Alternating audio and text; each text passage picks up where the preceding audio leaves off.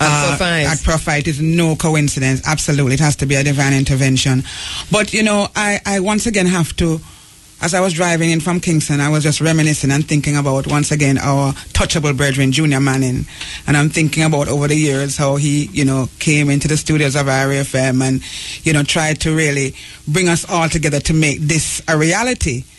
And it is very heartening, especially when we met 2 weeks ago. It's so heartening at part5 Redemption Ground. Again, no coincidence that we met at Redemption Ground and we're meeting again today.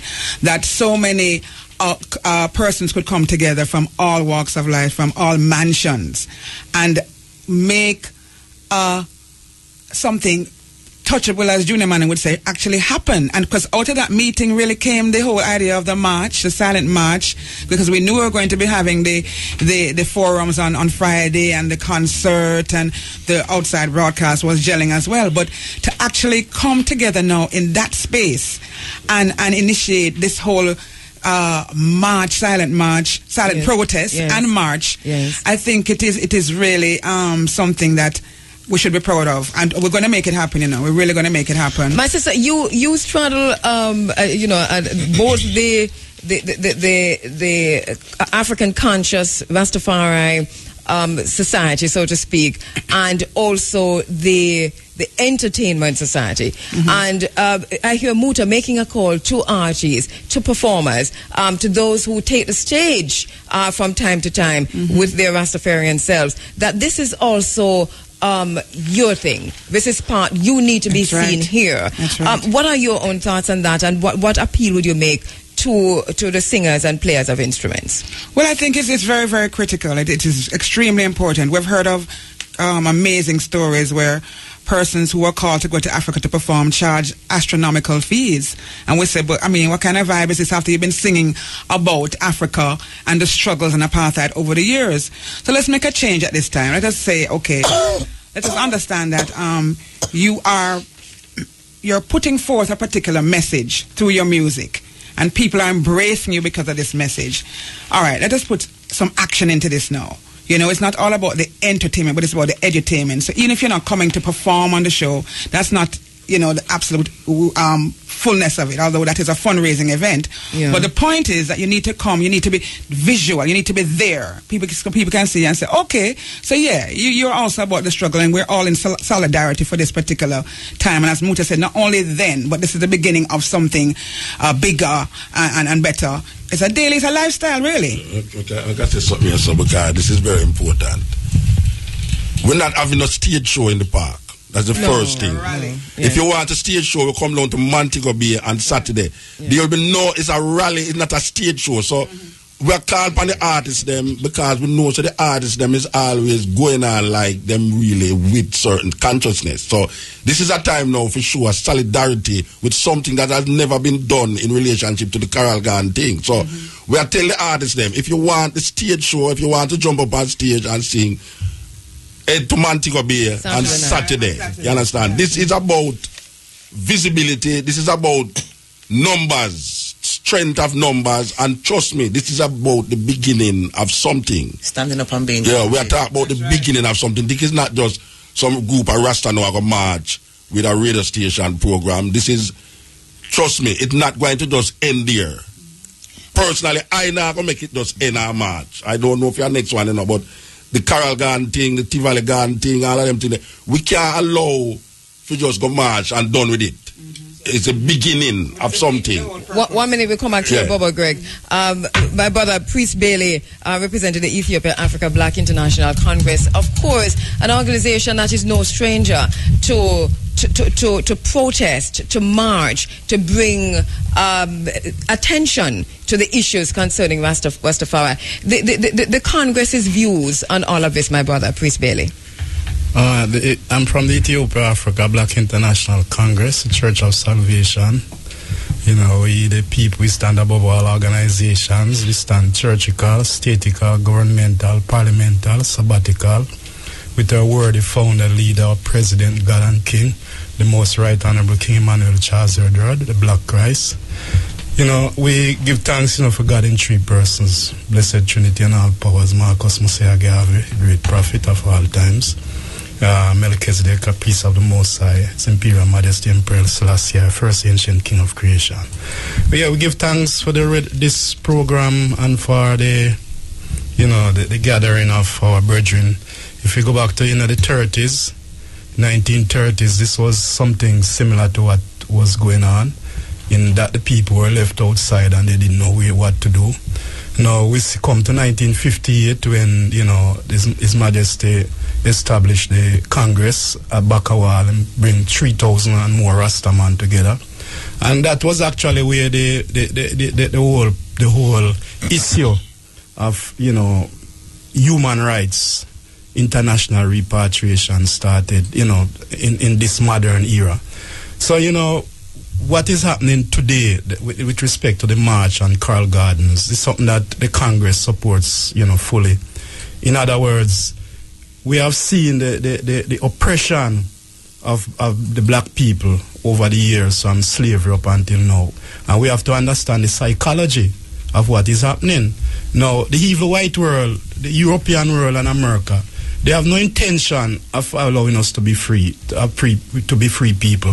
So they always, they replace the white people with the black people on this estate. We talk about the 3 houses of oppression in Jamaica today. This is what they replace, slavery with. And as a result of that, they have determined from before they came into Africa, that they were going to keep us down.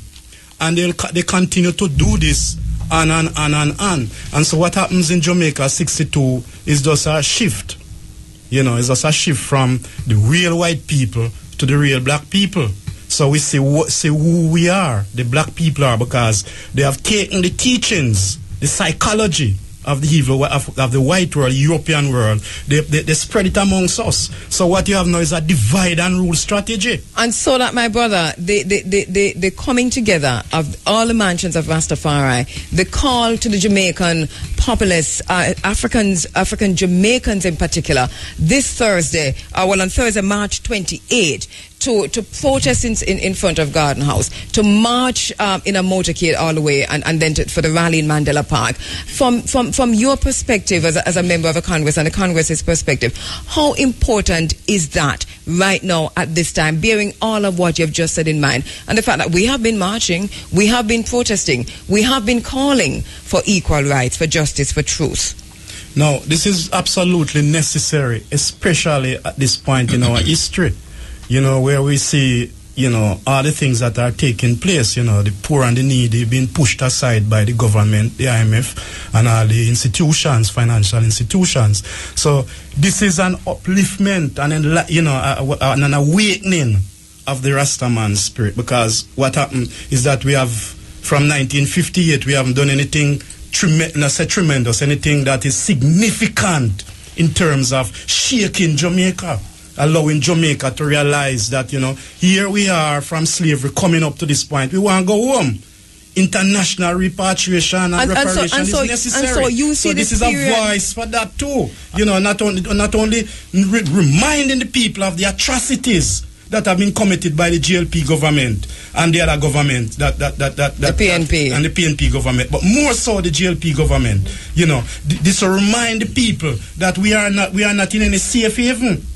If you look at what is happening in the country, if you look at the police force that was formed, as the brother Jerry talk about, these are part of the psychology to oppress the poor people, the poor and the needy, us as a people. So it's for us now to let our voice be known. Only that, I personally, not the Congress point I'm expressing now, but the silent march, I think that, it's good, but I think we should have some chorus or a special hymn, from the hymn book that we would travel with from Ward Theatre. We talk about that when we get to Pafai later, Muta, because it's also I just want to tell the people them say, all right, there's a lot of march that take place all the while, but we're going to tell you why this march is different. This march is different because it will be broadcasted all over the world as it happened. That means from Ward Theatre to Mandela Park, people all over the world will be not only hearing it, but they will be seeing it. Yeah, we're streaming live. We have never actually had a march like this taking place, where a radio station also, our radio stations is actually backing it. You broadcasting live, Jerry? Or Jerry not hearing me? No, she asked if you have a broadcast live. I think film program going done. My program finish 12 o'clock, yeah.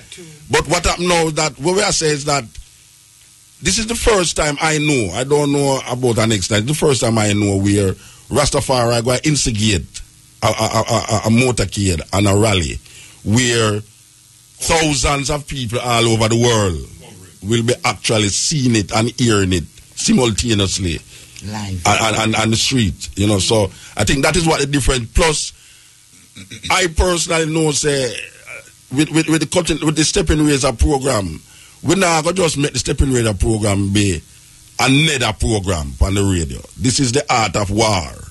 It started out by telling the people them it's the art of war. So when we say art of war, we did have something in our mind when we say it, you know. So this is the art of war, and we want the people them to know that people are that talk about, so we Rasta do, Rasta do, Rasta, don't just sing, and I jump up and tell that talk about Jaja, and all these things. Well, we're going to see what Rasta doing. We're coming serious through. thing. We're going to see what Rasta coming doing. True. Yes. All right. Well, Rasta Kura. We are not against flesh and blood, but against principalities in high places. Yes. Principalities and power. Where the high places. I will know the principalities there. Yes, my sister Anita. We'll go back to Boba Girl. We haven't heard from Rasta Kura and my brother as Caleb yet. But yes, give thanks, Sister Angia. It's just an extension of what Sister Isis said in terms of giving thanks to those that have bought the work from that time in terms of the Carroll Gardens atrocity and the efforts that ones have put in. Junior Mannings, we give thanks for Junior for bringing it to where he brought it to. We have to also give thanks to Ras Flacker. We have to give thanks to Ras Aigi. We have to give thanks to Sister Nama. We have to give thanks to Bongo Mani and Sister Esther, Bongo Jewel, all those forgotten warriors that have fought. They have been on the battlefield for I, you know, over the years, you know, and brought it to here. So let's give thanks to those ones, including Junior who has passed. On whose shoulders we stand. My brother, Bob, yes, blessed again. Sister Andrea, what is also important, noting from the Rastafari Millennium Council's point of view, are the effective and the policies that are if they are still in place, entrenched within the Constitution. Because Coral Gardens is a target, you know. Because if you had a target, a man named Rodolph, and he wasn't a Rasta man, yet you went to an island-wide genocide against Rastafari. It is a definite target. Where is that target coming from? Well, they are colonial. And that is why the truth is important in all of this, yes. We have documents now that come in from the colonial, the colonial era history, how they were targeting Rastafari from as early as 1937, as the document what I just showed you. So these are the policies that are entrenched in place now. Are they still written within the Constitution to target such people, as opposed to a society framework that they had already established? So it is also important moving into the National Reparation Commission. And we have to give thanks to Aista J, because he was the first chairman who was a member of that commission, bringing forward these policies and these concerns where we have to address now from a point of view what governments has to address, not only from the point of a national perspective, but also going forward internationally to address the emancipation struggle. Because it's fitting that when we are closing, we can close with a short speech of His Majesty concerning the inauguration of the OAU, where he actually addressed this matter, which is also within our concept of a Jubilee year. Because this is what. And once again, we're reminding listeners and those who are in the vicinity who want to be part of the discussion that is going to continue at Redemption Gona Popeyes place right immediately after this program. Come on, it is quite okay. Just before we hear from our brother Ras Ivy again, we have Rasta Kura in the studio. We have not heard from it. My brother Rasta Kura, thank you very much for coming in. Yeah, good morning, Angie, and all the people in the studio. As a youth, because you're a youth, you know, listening to all of this, your perspective on this, your views immediately. Well, my perspective is that it's very important and significant, and the reason being is that a lot of people in Jamaica, even though I heard from a ball it out and thing, them still not really know about Carroll Garden incident and say Rasta go through that passage of time. You see me, I say, because